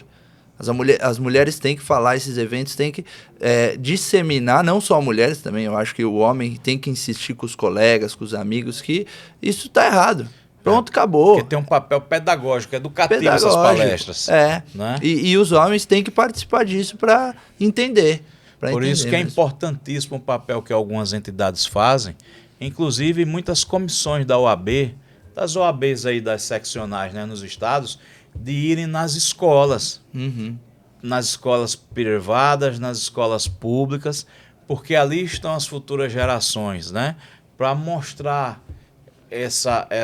as dimensões que tem uma agressão doméstica, uma agressão no convívio entre companheiros, marido e mulher, né, que coabitam, que vivem, que namoram, enfim, porque as consequências são terríveis na vida da pessoa que é agredida, não é? E traz também, obviamente, repercussões na vida de quem agride, né? Não apenas as repercussões criminais, mas traz também repercussões emocionais, não é? Porque a carga da responsabilidade moral de ter feito uma agressão dessa é muito grande. A carga de responder ao processo é muito grande e a condenação é maior ainda, né? Os efeitos da condenação, né? Então, assim, o papel educativo nesses casos é muito importante para a gente ir ao máximo tentando prevenir isso, né? A educação é a base de tudo. Se você não tem educação, é indispensável. Eu insisto também na matéria ambiental.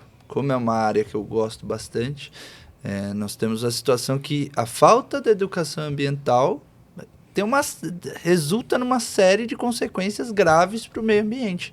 Se o indivíduo ele não sabe dividir o lixo orgânico do lixo reciclável, não adianta você colocar uma lata de lixo orgânico e uma lata de lixo reciclável para ele. Porque ele não sabe diferenciar, ele não sabe distinguir, ele vai descartar incorretamente. Uma coisa simples, que a educação ambiental faz toda a diferença e questões criminais também, dos crimes ambientais, o indivíduo não sabe que pode cortar que não pode cortar uma árvore numa área de preservação, por exemplo. Vai lá e corta. Está cometendo crime ambiental. Então, é muito importante essa questão da educação ambiental para fazer com que esses crimes, essas coisas não ocorram, tanto na área ambiental como na área também da violência contra a mulher. Se a gente conseguir, desculpa atrapalhá-lo, mas só para concluir, se a gente conseguir, antes de acontecer, evitar que aquilo ocorra, é a melhor das soluções. Ao invés de punir o indivíduo por ter feito, vamos evitar, vamos fazer de tudo para evitar que aquilo ocorra. E sabe uma coisa que eu acho interessante dessa questão do direito ambiental? É que ele vai estar incidindo aí, junto com o direito penal, na questão dos crimes ambientais, né?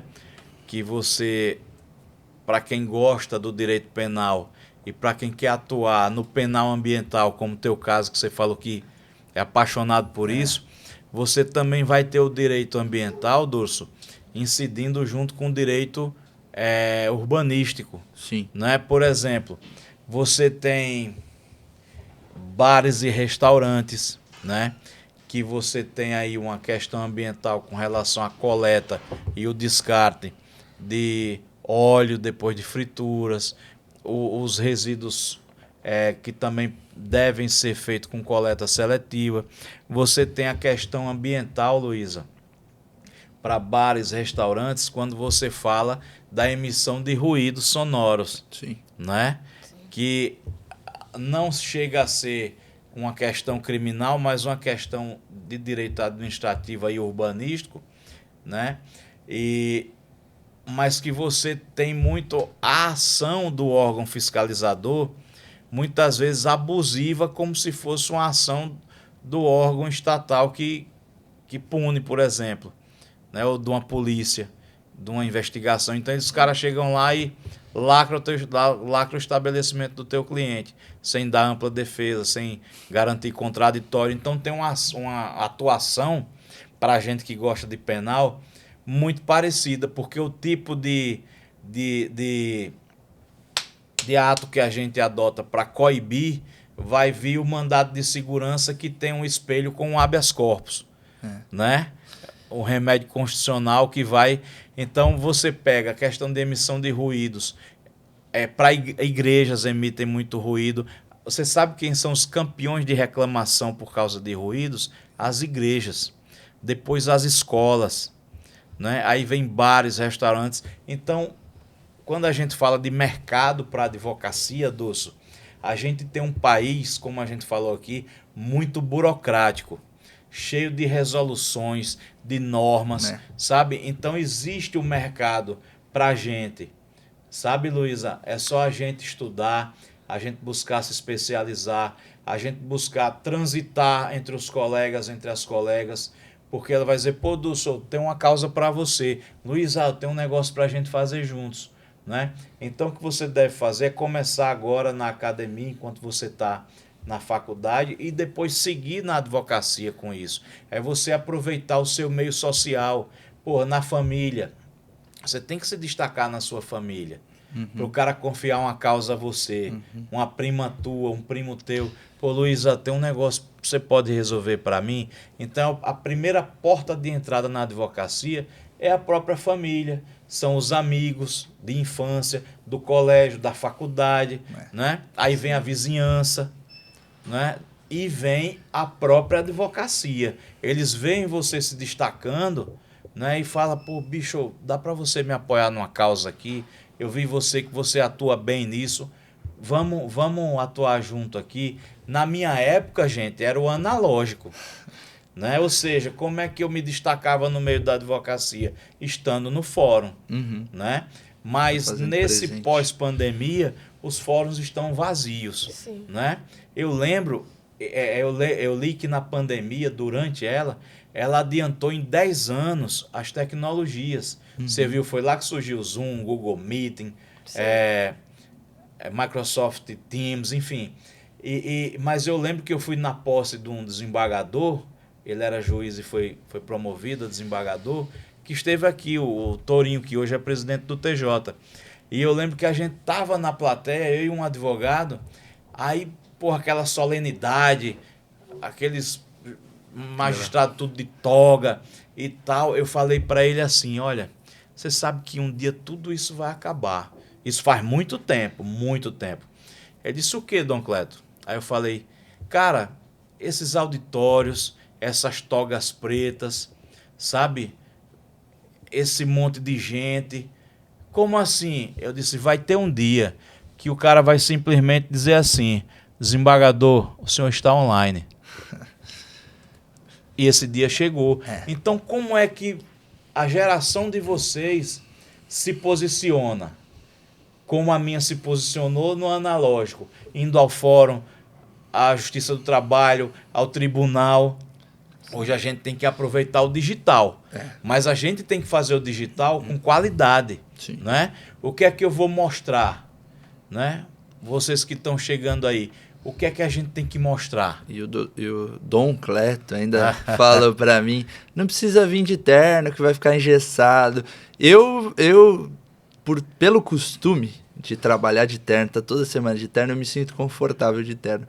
Mas eu percebo que isso vem se esvaindo. Hoje o advogado só coloca terno, a maioria, né, coloca terno quando tem audiência, quando tem alguma coisa realmente que precise ir ao fórum, ao tribunal, precise apresentar alguma defesa, ele coloca o terno. Em outras situações não coloca. Eu particularmente me sinto bem. E isso também passa... Entendo que isso passa uma imagem de seriedade, de profissional, então coloco diariamente ao trabalho e em certas ocasiões, palestras, por exemplo, estou sempre de terno, o que reforça a imagem de seriedade, na minha opinião. Isso vai gerando autoridade, né? Sim, com e certeza. Assim, Mas vou lhe dizer que esse avanço tecnológico, agora falando da questão online e tudo isso, é preocupante e tem um leque aí, uma porta aberta para o advogado ingressar para estudar a questão de inteligência artificial, para estudar a questão da robotização. Nós temos, por exemplo, questão trabalhista, essas questões trabalhistas. O meu professor me indagou, falou, como é que vai ser? Ele vai colocar a máquina, vai substituir 100 funcionários por uma máquina, não vai pagar imposto por isso, não vai pagar salário para a máquina, mas ela tem inteligência, ela é dona de si mesma, ela tem capacidade de compreender isso. Mas e o que ela vai ganhar com isso? O trabalho da máquina. E além, até quando vamos conseguir nos limitar ou limitar a máquina, a inteligência artificial, a ela não pensar por si mesmo, não ir atrás dos seus desejos, ao fazer aquilo que ela quer fazer. Então, é importante o direito avançar nisso, os juristas se reunirem para argumentar isso, porque as grandes empresas, as fintechs aí, os unicórnios, estão investindo tonelada de dinheiro para fazer com que a inteligência artificial avance e faça o que queira, o que a inteligência artificial quer fazer, e nós, advogados, estamos aqui assistindo, sem ter uma legislação, sem ter uma regulamentação e sem ter a atuação do advogado onde é necessário. Porque vai cometer crime, vai cometer desvio de legalidade, desvio de ética, moral, tudo isso, e não tem regulamentação, não tem um mínimo de estrutura para a inteligência artificial, as máquinas funcionarem como nós queremos que elas funcionem, ou seja, de forma correta. E elas têm que funcionar a nosso serviço. Nós temos que operar a inteligência e não o contrário, né? E não o contrário. E é um temor tem gigante. Tem a questão da sensibilidade, né? Que isso não tem como a gente substituir por um aparelho, né? Exato. O advogado não tem como. Você tem que estar ali com o cliente, tem que ter a conversa, tem que entender a história. Então, isso é insubstituível. A emoção, a sensibilidade, a percepção. A máquina ela tem que se limitar a replicar. A procedimento, eu acredito que, né, é uma coisa mais técnica. Saiu uma pesquisa do Conjur. A área do direito que mais cresce hoje é o direito digital. A segunda é o direito ambiental. Então, eu falo aqui para os acadêmicos, se quer atuar numa área hoje que está crescendo, para a jovem advocacia, se quer atuar numa área que está crescendo, vai para o direito digital e vai para o direito ambiental. é sua oportunidade de crescer nisso, porque não temos grandes autoridades já formadas há 20 anos nessas áreas, porque as áreas estão surgindo agora.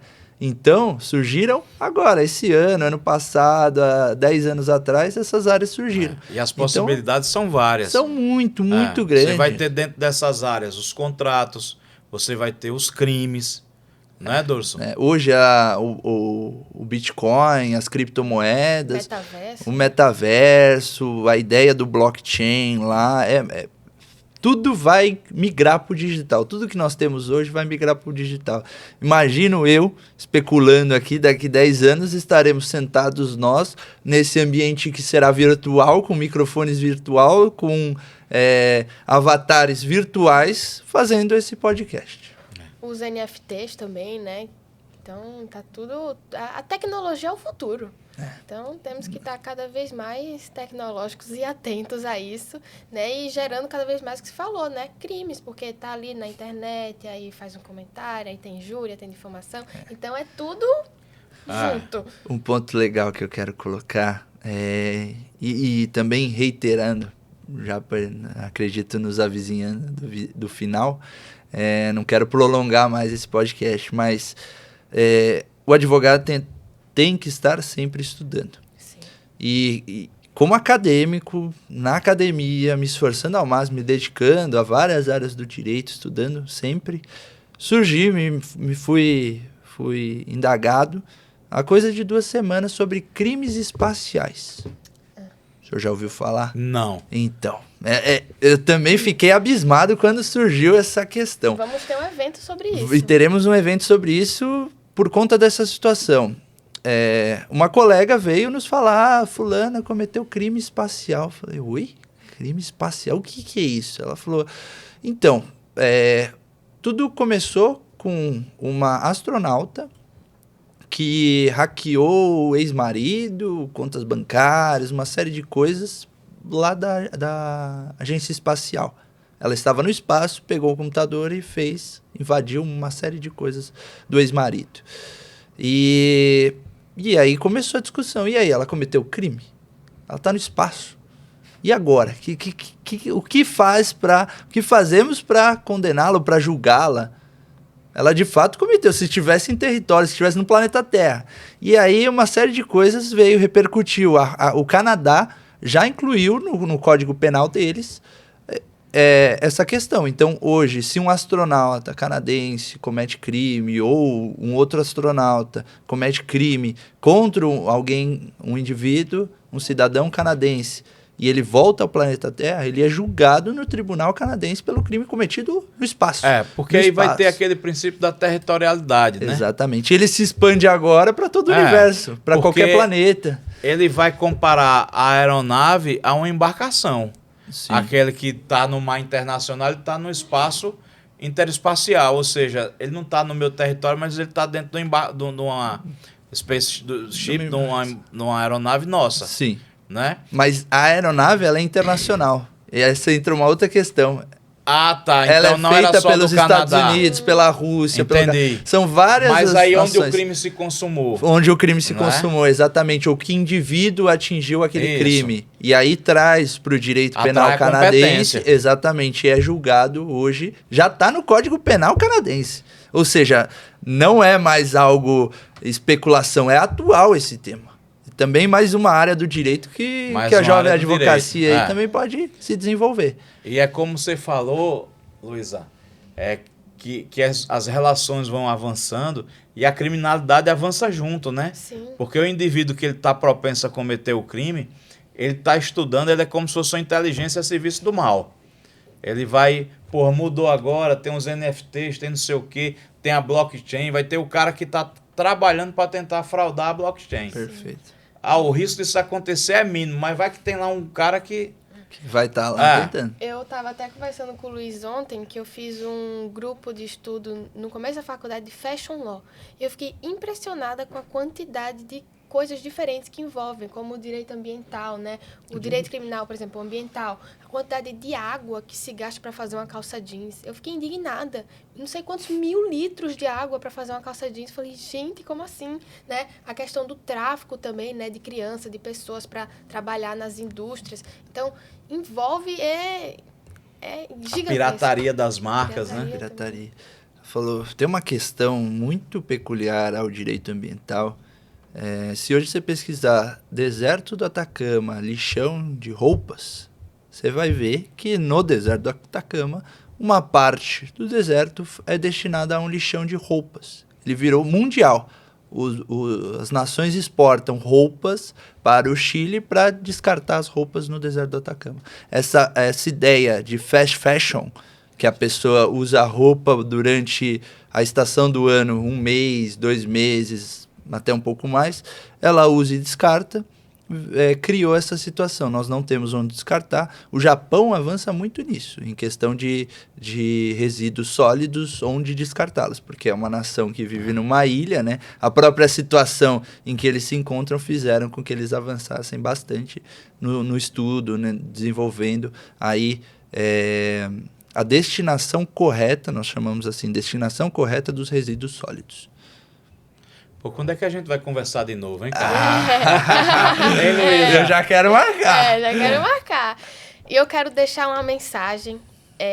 Estudem muito, porque você tá no direito, é o que você vai, né, fazer pro resto da vida. Tem a OAB também, né, no final da faculdade para fazer, que engloba tudo aquilo. Graças a Deus eu consegui passar na OAB antes de finalizar, né, o curso, por toda a minha dedicação, né, que eu tive durante a faculdade. E eu fiz a OAB quando terminei o 8º, entrando pro 9º, porque eu já estava matriculada no 9º, e eu consegui fazer, né, mas eu não tinha começado o 9º ainda. Eu falei, vou fazer. Eu fiz e não passei. E eu fiquei muito triste, assim. E eu falei, eu fracassei. E o meu irmão virou para mim e falou, você só fracassa quando você desiste. Você tem que tentar. Tentem. Então, façam as provas, tentem entrar em grupos. Se tiver teste para entrar, tentem de novo. No Innocence também, eu fiz uma primeira vez, não entrei. Depois eu fiz, entrei, tô aí. Agora eu tô atuando como voluntária no grupo, porque você só pode ficar 1 ano. Aí a coordenadora falou, não, vamos continuar, eu quero você aqui trabalhando. Então, vamos estudar, vamos, né, tentar ao máximo, porque experiência e estudo é o que a gente leva pro resto da vida. Gente, eu queria também deixar uma mensagem complementando aqui a da Luísa. Tem um caso aqui, que é o caso da Manu Omena, que ela não passou na UAB e tirou a própria vida. Né? Então, para que vocês lidem com essas emoções, veja o que o irmão da Luísa falou. Você só fracassa quando você desiste. Né? Então, assim, a OAB hoje, ela gera um gatilho de emoções na turma que está fazendo a prova, que está submetendo ao exame.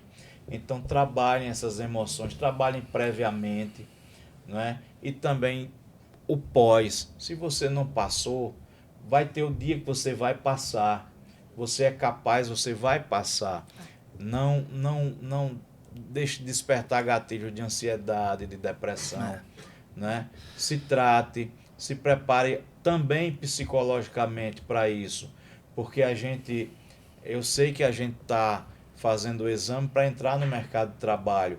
Muitas vezes é o sonho da vida da gente, né? Mas não desistam. Se não passar, continue estudando, se trabalhe psicologicamente, faça terapia, trate também, do seu emocional, tá? Para que não aconteça como aconteceu com a Manu.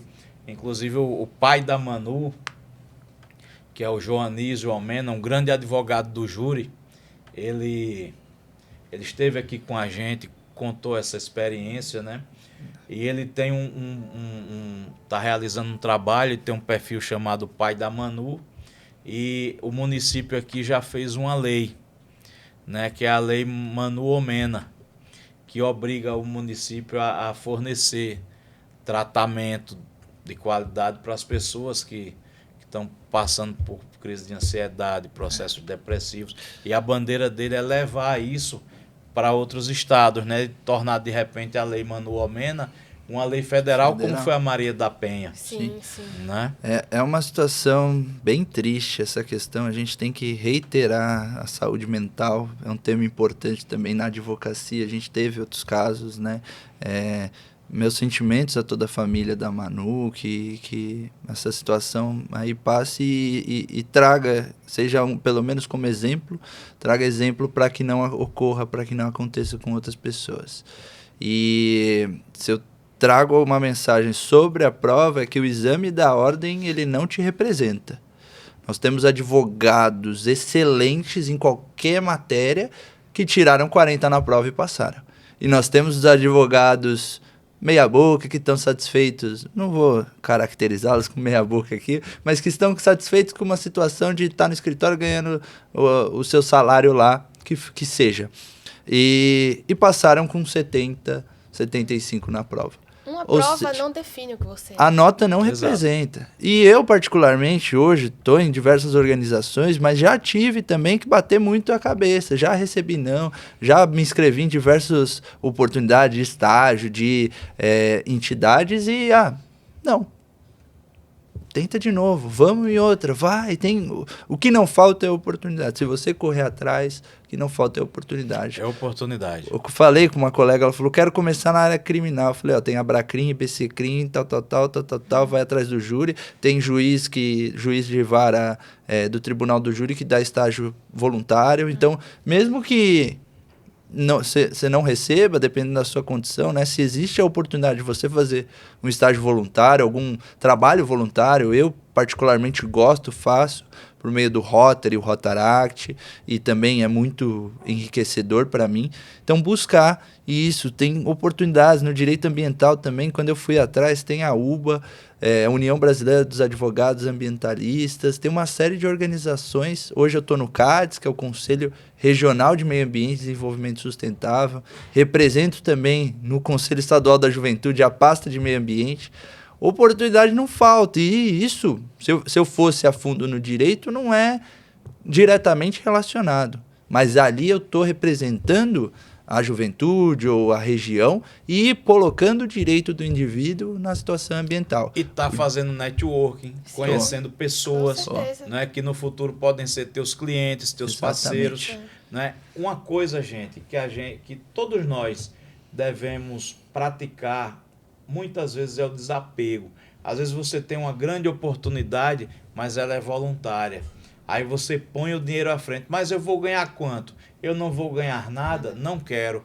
Ali você estaria ganhando muito mais do que dinheiro. Com certeza. Você estaria se capitalizando para o futuro. Experiência. E meu pai fala isso, a experiência ninguém lhe toma. Você pode ter dinheiro, você pode ter bens, isso tudo passa, isso tudo perde. Mas o que você traz de conhecimento, de experiência, ninguém lhe tira. Ninguém lhe tira.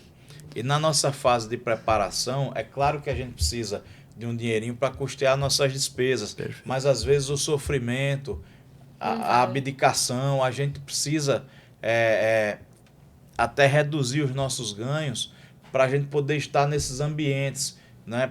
Você que faz direito, então esteja nos ambientes jurídicos, ainda que seja sem ganhar nada. Um estágio como esse, voluntário, com um juiz, você vai estar aprendendo demais. E você já vai estar vendo como é que o juiz pensa. Porque quando você estiver do lado de cá do balcão, não, vou escrever assim porque assim ele aceita. Desse outro jeito ele não aceita. Entende o processo, quem que vai ler realmente aquele documento, aquele recurso, como é que funciona, quem vai receber. Vai ser primeiro a máquina, vai ser primeiro uma pessoa que vai mandar para cá. Entender toda a logística, o processo é extremamente importante. E essa experiência gratuita... A prática, ela é muito diferente, né? Muito diferente. Muito diferente. E tem experiência que o dinheiro não compra. Então, quando é que a gente conversa de novo, hein? Bom, para finalizar, posso deixar minha mensagem? Então, Claro. e aí a gente... Aí, eu queria deixar a mensagem, principalmente ao acadêmico e ao jovem advogado, para não desistir, para insistir, para correr atrás, para ir atrás dessas oportunidades, seja voluntária ou com grandes ganhos, né? A gente tem também estágios que pagam bem, escritórios nacionais que dão grandes oportunidades assim, e corre atrás, estuda, senta na cadeira, vai atrás de palestra, de curso, de júri simulado, de organizações, faça a maior linha, fonte, conexões de networking que você puder, além da área também do direito, você pode fazer networking com qualquer área, você pode fazer um networking muito bom na sua área, se você quer ter muitos colegas daquela área, e é isso, é você querer. Eu quero hoje, para mim, mudança na questão ambiental. Eu acho que todos merecem o direito ao meio ambiente. E hoje eu encontrei diversas formas de fazer isso. Conselho, leis de iniciativa popular, diversas organizações que discutem a questão ambiental, educação ambiental, e estou trabalhando firme nisso, é nisso que eu me dedico. E hoje vejo já certo reconhecimento por isso, e não é só isso que me traz uma satisfação, uma sensação positiva, mas ver de fato o resultado. Quando eu vejo que eu mudei, quando eu vejo que um colega meu, pode ser acadêmico de direito ou não, trocou a escova dele de plástico por de bambu, doutor, você não sabe a satisfação que é para mim. Pode parecer uma coisa muito simples, mas o resultado disso no mundo, para mim, significa muito. Para o meu filho, para o meu neto e de todos que hoje habitam aqui, coabitam, né? Ninguém está habitando sozinho esse planeta. A próxima... vamos fazer no final do ano, porque eu disse a ele, você veio numa época que o sol não ajuda. É chuva e tem que ir pra praia, tem que aproveitar o verão aqui. Então, dezembro ou janeiro tem que voltar. Aqui a partir de setembro, né, Luísa? As Sim. águas já estão limpas, já parou de chover. Mas é uma terra já boa. Tá, terra maravilhosa. Terra boa Até demais. quando chove, aqui é linda. A praia aqui é sempre linda. Ela falou, tá chovendo, tá frio. Eu falei, não tá frio não, tô com calor. Da onde eu saí não tava chovendo, mas tava frio. Aqui tá ótimo. Mas eu voltarei, viu, doutor? Bom demais ter vocês Fico muito aqui. feliz novamente, reiterando aqui, tá aqui, que também foi uma oportunidade, uma conexão que a Abracrim, né, nos ofertou. Se nós não fizéssemos parte da Abracrim, não estaríamos hoje sentados nessa mesa. Então, agradecer, parabenizar também a instituição por tudo que ela é, completando aí seus 30 anos. E agradecer mais uma vez o convite de estar aqui, podendo falar, passar essa Muito mensagem. obrigada também, agradeço demais. Agradeço você, Luísa, ter vindo aqui, Durso. Obrigado. Vamos sempre estar conversando, não me abandonem, viu? Não, porque vocês são o futuro e eu quero estar com vocês. E foi o que eu falei na nossa live, uma andorinha só não faz verão. Não. Exatamente. Temos que estar todos juntos, conversando, ajudando, dando dicas, porque é assim que a gente cresce. Já disse Jorge de Altinho, né? Uma andorinha só não faz verão. Tamo aí nas redes sociais para quem quiser nos acompanhar ou buscar para unir forças, tamo aí à disposição. Fala de novo o arroba aí, Durso. O meu é @Luiz com Z, Durso _, DURSO. E o meu é @Luiza com S, Melro. E o da CADEP é @CADEPSP, o de São Paulo. E o da Nacional... CADEP Nacional. Tudo junto. Maravilha. Abracrim também. Abracrim Mulher. Enfim, você vai ter várias Abracrims aí em praticamente todos os estados. Né? Vai ter Abracrim Jovem. Né? Então siga também a Abracrim. Né? E siga a gente, @ADVCast. Né? Curta o nosso conteúdo, compartilha e comente. E vai lá no Instagram, se inscreva lá no nosso canal. Na realidade aqui é YouTube, se inscreva lá no Instagram, segue e deixa um coraçãozinho, um comentário lá para nós e compartilha todo o nosso conteúdo aí. Faz tudo, né? Faz Segue, tudo. curte, Passa para todo mundo esse guarda, conteúdo, tem salvo no Instagram, salva, comenta, faz tudo o que der para fazer, faz tudo. Vamos que esse lá. conteúdo é bom e tem que alcançar o máximo de pessoas. A gente está trabalhando para tentar produzir cada vez mais conteúdo bom para você, trazendo essa turma jovem aqui da CADEP, da Abracrim, para a gente bater esse papo e vai vir muito mais por aí. Parabéns pelo trabalho, doutor. Parabéns para vocês, Obrigada. cara.